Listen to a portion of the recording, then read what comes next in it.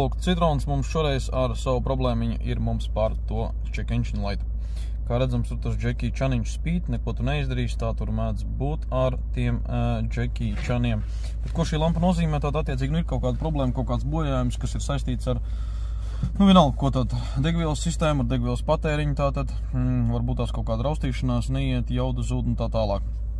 To mēs visi tāpat tās zinām, bet, ar visu to loģiskā, ideālā variantā ir šim te pieslēgt klāt mums diagnostikas ierīces, kaut kāda diagnostikas ierīce. Šī gadījumā mums te ir launčiņš, tā te atver vaļā, un tad tu vari nosacīt diezgan elementāri tikt tur klāt visur un papētīt, kā tas viss tur reāli izskatās. Laižam diagnostiku.